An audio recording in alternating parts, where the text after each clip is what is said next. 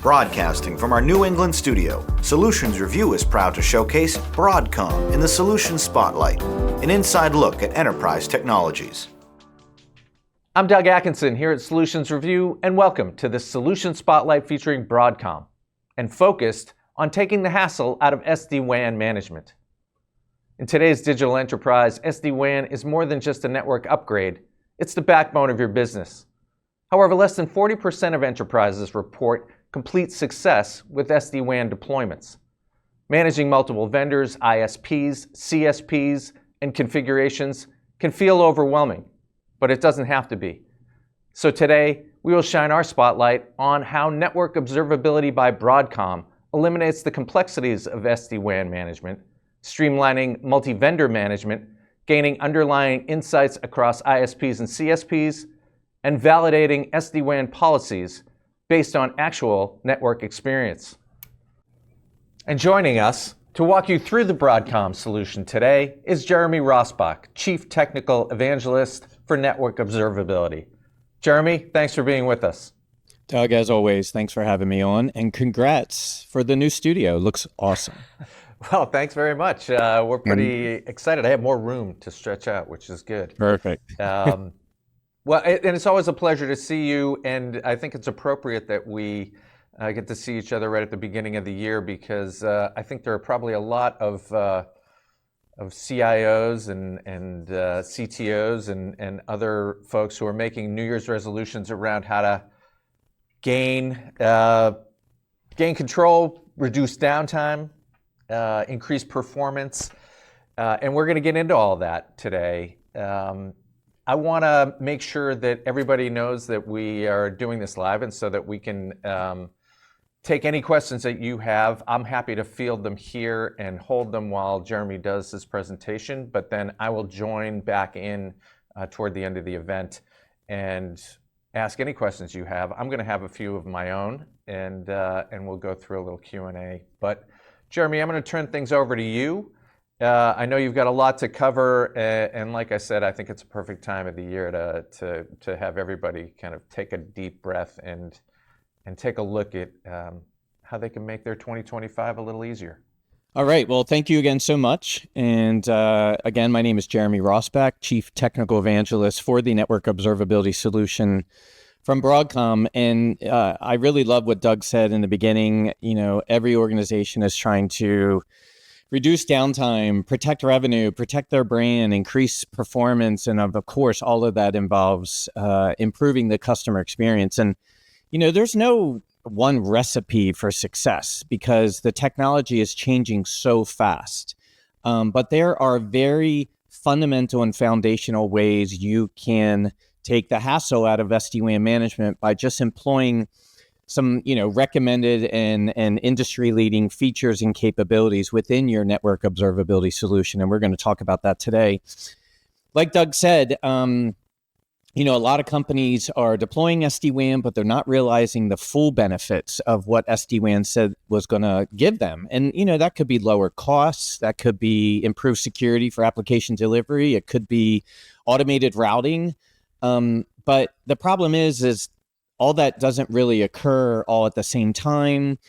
Automation hasn't really taken off yet. So when any type of automated route change or anything on the network is done, it needs to be validated by humans right now, which means, if a SD-WAN vendor decides to send voice traffic over this link, is that the appropriate link that the voice traffic should be on? Prioritizing QoS and voice over data or data over voice or both, all that needs to be validated because these SD-WAN solutions and a lot of network complexity is still growing and changing. So you can see some of the stats here.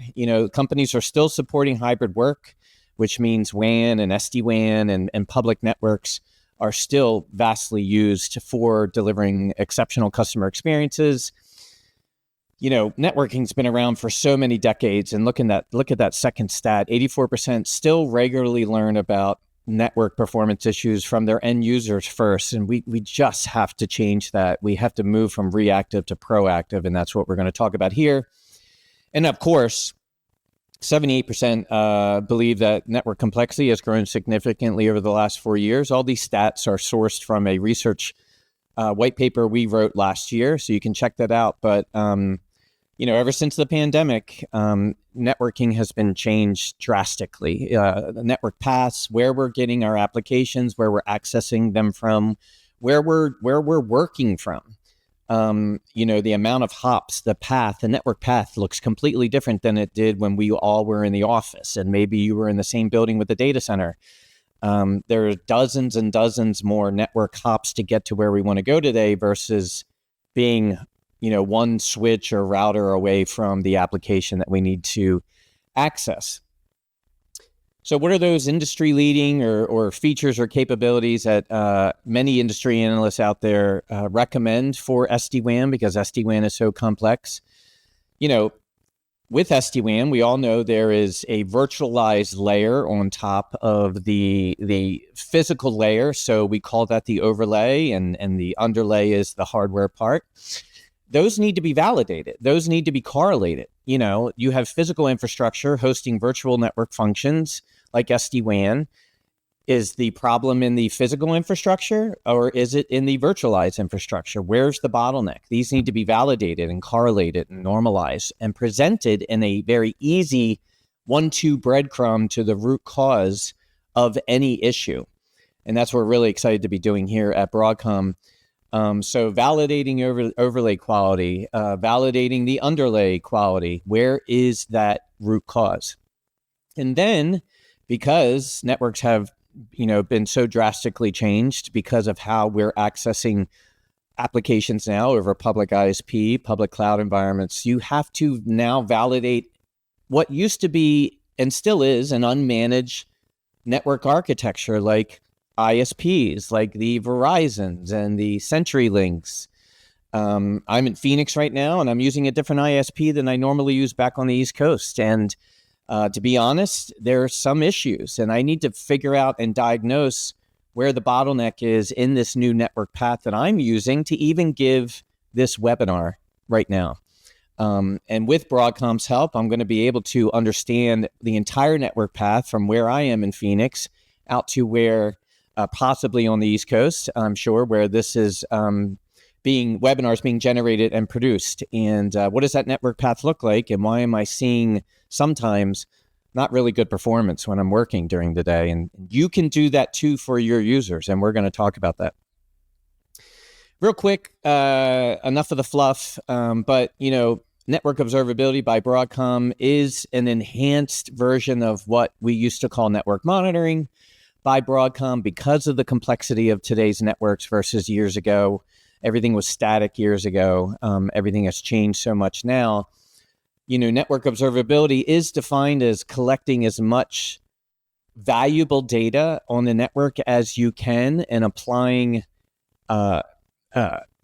exceptional analytics that have been proven to reduce noise of the network devices that are creating this noise, reduce alarms, or improve event correlation, even visualize the topology of the entire network path like I was talking about, even if you don't own that network infrastructure like ISPs and cloud environments. This goes across physical devices. It obviously goes across software-defined devices, and it's multi-vendor. So I don't know anyone nowadays that has one vendor in their data center.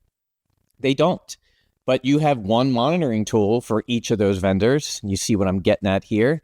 So to be able to reduce those tools, or at least use those tools to feed a network observability solution like this, so you see your global network health, not just how's Cisco doing in this data center, how's Arista doing in this, this data center. You want to be able to, especially if you're a level 1 NOC operator, level 2, you want to be able to see and quickly access the global health and have little breadcrumbs as possible to the root cause. And we'll show you that. This is what the new network path looks like, if you haven't already figured that out. Again, I tell a great story, personal story that relates to this network path, and I'm going to do it again. So my kid, I've replaced like 4 of her bumpers on her car. The 5th one, God forbid, might be coming.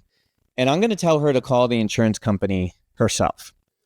Well, it's a very, very good chance on the left that insurance agent is at home, that claims agent. She's at home working over her home Wi-Fi, connecting through her Verizon or whatever her local Comcast, whatever her local ISP is.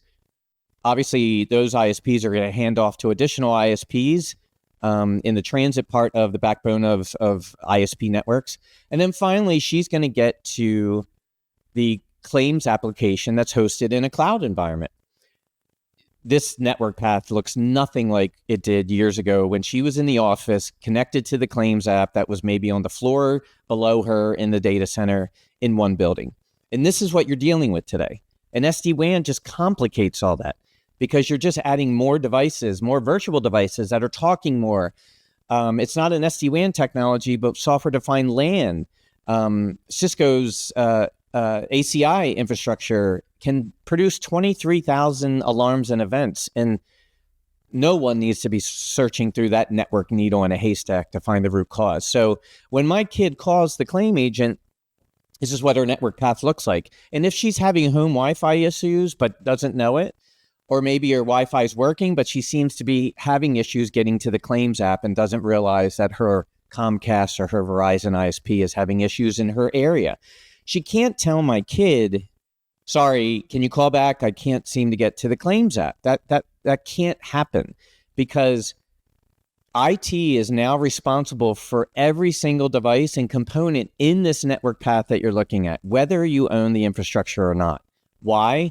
Because it's your customers and your customers' experiences that are going over this network, and you'll be the one that's going to get heat for it when there's issues going on. And we're going to talk about how to gain insights and details into every single hop of this new network path from one vendor across multiple technologies, whether you're a small network or you have, hundreds of thousands of devices like telecoms do.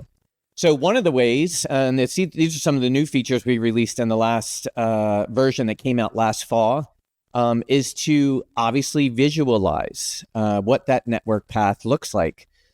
Whether it's across physical infrastructure or virtual infrastructure, L2, all the way up. You can see here, and my apologies if it's small, but this is the SD-WAN end-to-end network path that has been discovered and from edge to edge. So you can see the components that make up the devices, whether physical or virtual, that make up this network path. And obviously in the middle are those encrypted tunnels, right? Obviously, we have red is bad, green is good. So as a level 1 NOC operator, I can easily understand where to focus my attention, right? Right in the middle, along that tunnel, and working from there and understanding where the root cause is quickly and easily.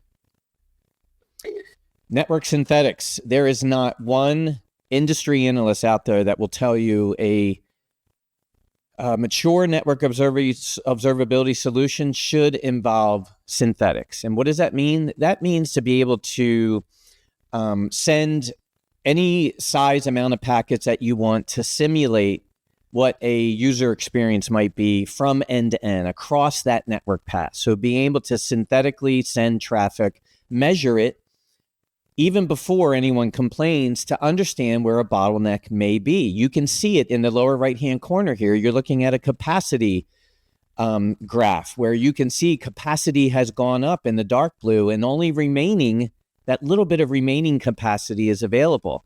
So obviously I can see when sending synthetic network transactions across this link, there's a bottleneck.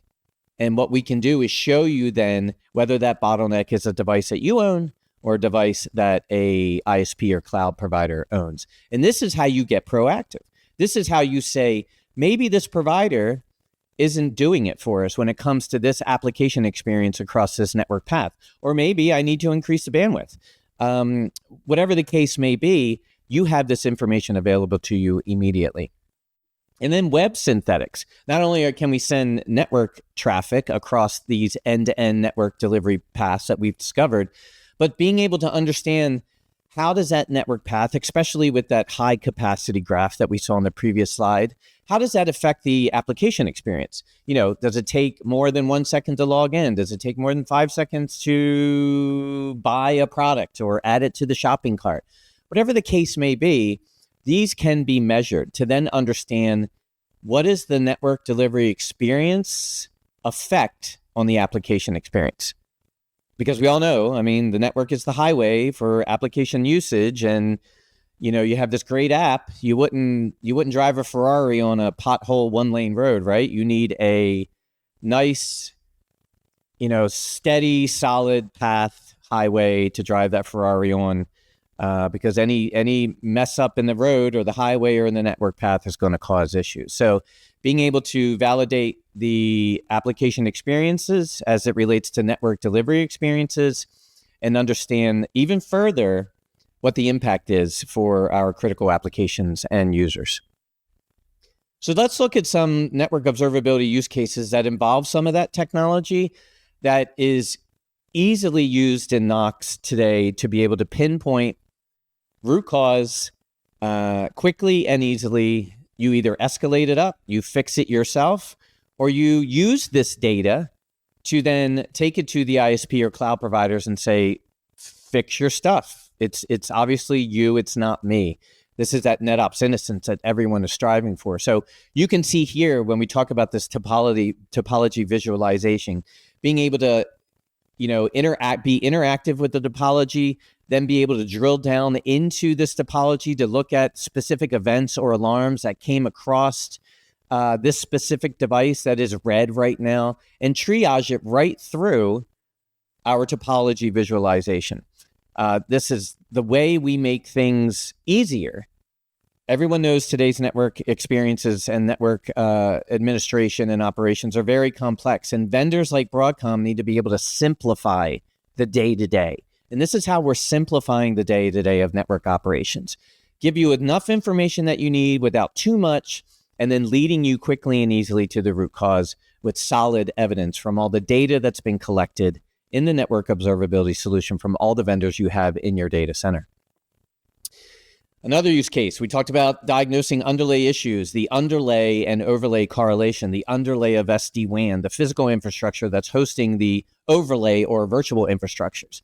Again, the entire network path can be seen here, and it's been discovered. And immediately as a NOC operator, I see, wow, red is bad. I should be focusing my attention on that device in this this dual loop, dual path network transaction, and diagnose exactly what's happening along within that device or along that network path. This is the way we can easily understand, as you can see here in the simulated demo.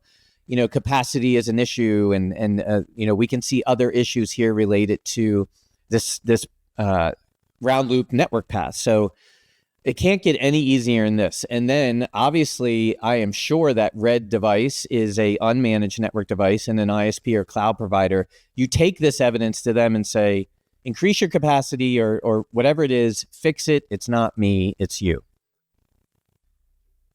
Verifying cloud connections. So of course, we are using more public networks today than ever before to deliver our user experiences and our application experiences. You're not a god of that cloud network. You're not a network god of the ISPs.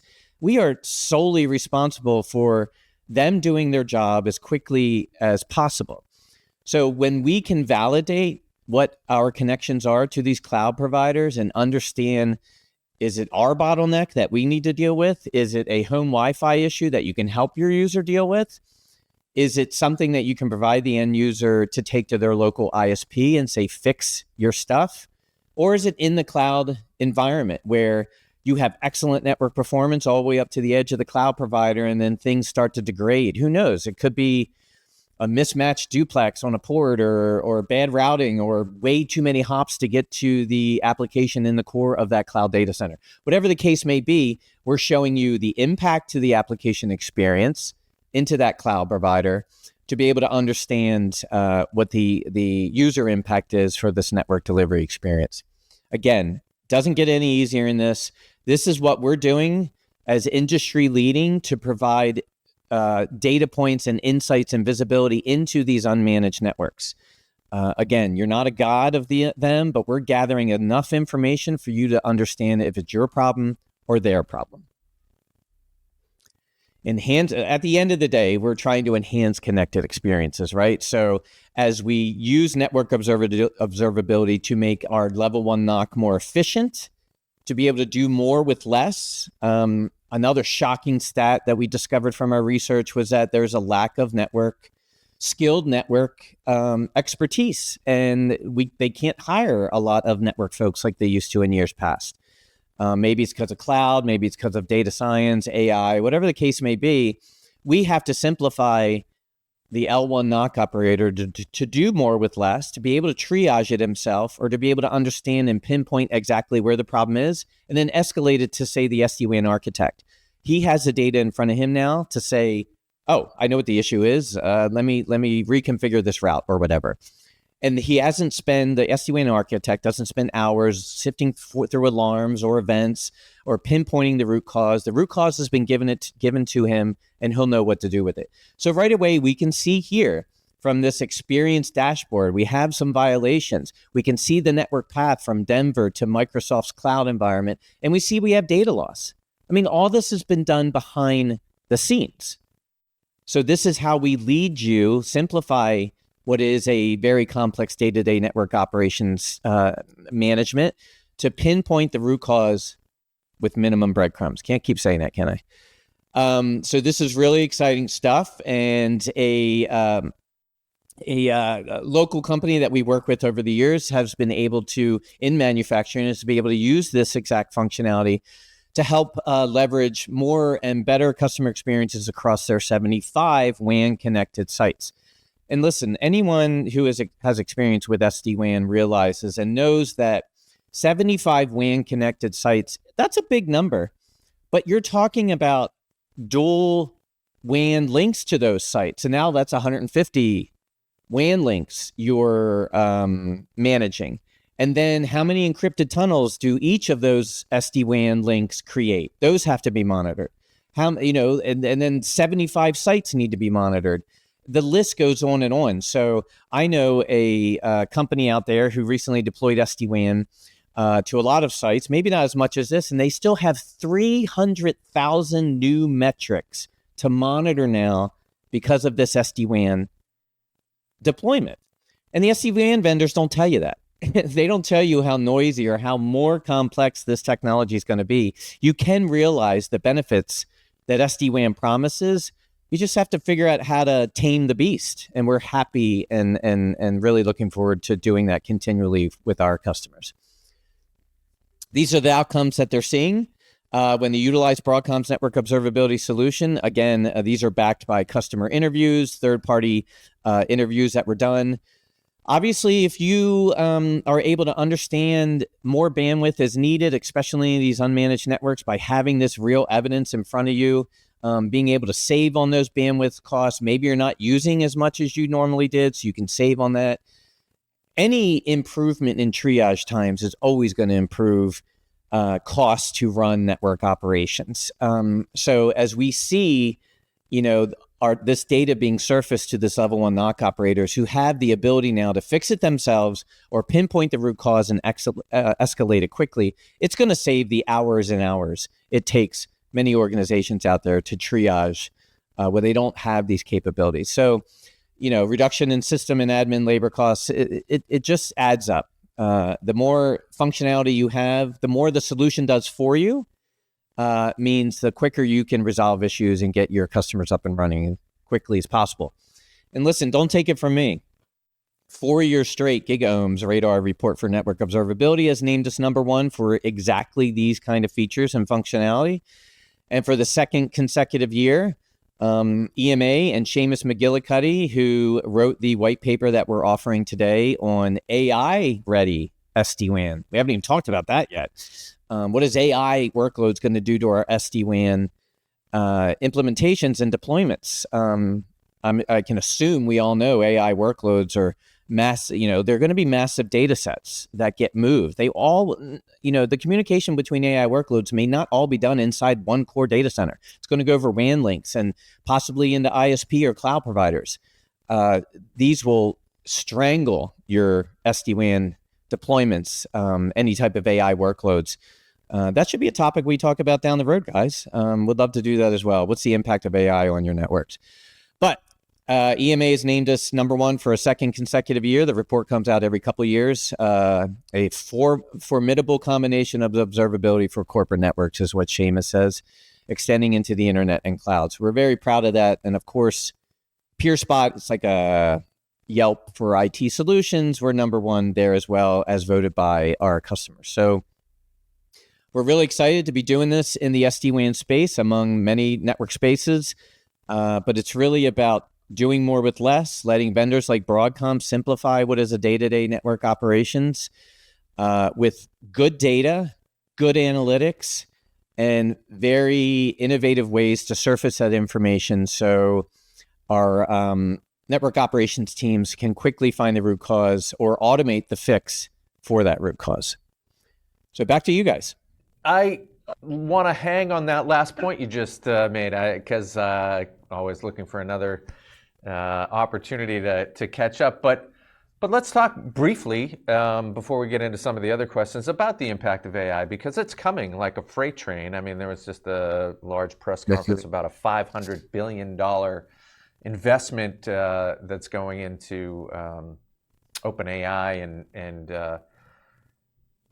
I don't think there's any there can be any doubt that this is going to have a massive impact on networks. I mean, what do you think is coming down the pipe for folks? And so our own research, of course, we all know Broadcom builds the AI chips for a lot of the organizations, especially the big companies out there that are already involved in their AI initiatives. But compute power, storage power, we're doing all that as well, the networking. But listen, I wrote an ebook recently, the top 10 ways to get your networks ready for AI workloads. And some of the research we saw, Meta, we all know Meta. They're obviously doing a lot of AI today, and they reported that their AI workloads spend 57% on their network. So you got to build a Ferrari for Meta's AI workloads, right?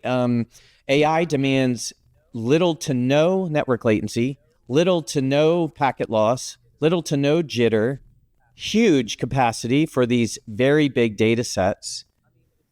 I mean, it's unlike any beast we've ever delivered over the network before. So building resilient networks or looking for solutions that can help future-proof, I hate to keep using that fluffy word, but future-proof your networks for AI workloads. And that means just looking in the places that AI expects perfect network connectivity, right? At the edge, look for packet loss, look for jitter, being able to proactively look for it and maybe fix it before it affects the AI workload, testing AI workloads with network synthetics like we talked about to see what the network's going to perform like and fixing it prior. Again, there's no recipe for success right now, but building a resilient network for a beast like this is a good start. Yeah, and I actually, I want to make sure I understand the difference between underlay and overlay performance. Can you just talk a little bit about the correlation between the two? Yeah. Yep. So we all know Broadcom bought VMware, and when I was running data centers in the 90s, it's the first time I ever touched VMware and ESX and the server virtualization. So I think we all know you need a physical server that's going to run a virtualized operating system on it, like ESX, which then is able to, on the same physical box, deploy virtual servers, hundreds if you want, depending on the size of the box. So the underlay performance would be the physical box. What is the bandwidth looking like through the back of the, through the network card, through the back of that server? How's the compute power on that server? How's the memory being utilized on that server? All those things could be a bottleneck to the hundreds of VMs that are installed on that machine. They're all using that same physical link at the end of the day into the core switch or wherever that server's coming, plugged into. So the underlay would be the physical health and performance of that server, and the overlay would be the virtual machine's health. How's it performing as it relates to the physical server's health? Because they're all dependent. Same thing in networking. You're going to have a physical device, a white box device, or whatever the case may be, that's going to host your virtual network functions. That's what we call them in the software-defined space. It could be a firewall, could be a router, it could be a switch, could be a load balancer, whatever the case may be. It is virtualized and it's living on a physical piece of infrastructure installed in a rack, and both of those are tightly married. And if one is sick, the other one's not going to perform as well, and vice versa. So I hope that answers the question. Being able to correlate the two to pinpoint where the bottleneck is in the physical or underlay or the virtual, which is the overlay. It does. It does. Let's talk a little bit about use cases. Where are there use cases for, where are you finding the kind of traction around this sort of thing and use cases for, multi deployments? Well, we could talk about it specifically for AI, but SD-WAN is SD-WAN, and the white paper that we're offering today talks a little bit about that, so I'm going to refer to it. A lot of what WAN modernization that's happening today, which is SD-WAN, will be very critical for AI in the future. A lot of AI workloads will depend on edge infrastructure, those edge network devices to do some of the computation, forward it on, whatever the case may be. Edge infrastructure will be very important in any AI initiative, just because most AI workloads may be talking outside of the four walls of the data center to something. So, like I mentioned, the AI is a use case. There is another good AI use case with a company out there called Alphy, A-L-P-H-Y. It's a good one, where they have a cloud-based AI machine or application that while you're writing an email, writing a paper, whatever the case may be, in real time, it analyzes what you're writing for compliance concerns, right? This may be a derogatory term, or some people may not like this, or this is copyrighted, what you wrote, find the source or whatever, in real time. And that is going across a network path, right? From the user, like me here in Phoenix, up to wherever that Alphy AI engine is hosted in the cloud. And if I'm in a corporate office, same thing. I'm going to be using WAN architecture or public networks to get to that AI instance in the cloud. If there's packet loss along that network path, or jitter or bandwidth issues, it may not see or it may have a hiccup in seeing what I'm writing, and it may not flag something that could hurt the business. So bad network performance, especially for AI workloads, could result in this kind of, drastic thing that could hurt the business. We don't want to send anything out to customers today that makes the company look bad. And she built this AI engine to do just that, but it's solely dependent on network performance, as always. SD-WAN use cases, we have to be able to validate and deliver prioritized network traffic across the WAN. We have to secure that application experience in these encrypted tunnels that the SD-WAN manufacturers are doing. So a lot of the use cases are around optimizing bandwidth, delivering encrypted application experiences, lowering costs, automated routing. Automation in networks is still pretty scary, but if you validate it, what the SD-WAN orchestrator and controller is doing for you, and it's great, then you just automated a route change that someone had to do manually. So those are some of the great use cases that are out there today. But like many complex technologies, until you get into the weeds of it, you don't realize how many more headaches it can give you unless you're innovating with a vendor like Broadcom. Well, let's talk about where folks can read more. So we just put up a graphic, and we'll put it up again, about a free white paper that folks can download, the AI Ready WAN, and it's a pretty comprehensive piece of intel here. Can you talk a little bit more about why folks might want to download something like that? Yeah, I may get some flack for this, but there's a lot of FUD out there around the acquisition, and I get it. I mean, I've been acquired before. Broadcom bought CA Technologies, where I come from. I get the FUD, and any M&A is hard. But if you just stop and get past the noise of it all, and you'll see dedicated engineers and architects and developers and product managers that have spent decades in this solution doing right by our customers. So this book is about Broadcom's ability to take the Velo Cloud solution that we all know as the SD-WAN solution from VMware and apply, make it more AI ready. So Velo Cloud solution is now able, and you can read it, is now able to understand AI workloads impacts on your SD-WAN.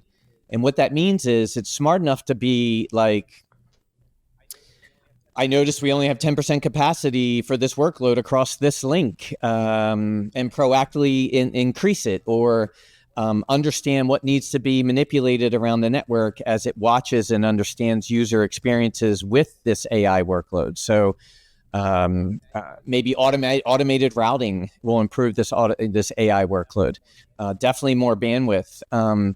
Maybe the SD-WAN is optimized for little to no packet loss and jitter or latency. This is an SD-WAN solution that's smart enough now to understand what AI needs from networks today. You can read more about it in that white paper, but it's really, really an exciting time, especially for VMware customers. The innovation we do around our chips, the innovation we do around our network observability solutions, and the innovation that is happening inside of VMware, it is so exciting. And I just ask people to get past the news, read the white paper, and see what we're doing behind the scenes to really help our customers in their network observability journeys. Yeah, there's a great term around in that bursty traffic patterns that Seamus McGillicuddy has termed, which I love. And Doug, I've said this before, like, recently, I was doing something for a side podcast I was doing, and I asked an AI engine to give me a picture of two guys sitting on the sofa with hoodies and sunglasses, looking all badass, and it gave me back two guys sitting on a sofa with hoodies and sunglasses, and one looked like he got in a car wreck, and the other one had like 8 fingers on his hand. And that is one's not good data, obviously, the AI engine had, but maybe there was some packet loss or latency on my network when I asked for that answer from the AI engine. Solutions like ours from Broadcom can help identify where that may be occurring. So the next time you ask, you get 5 fingers and not 8 on, whatever you're asking for. Yeah, it's always the fingers. It's always the fingers that get them. It really is. Although that's getting better. As you see it. Imagine how fast we could type with 8 fingers on our hands. Well, so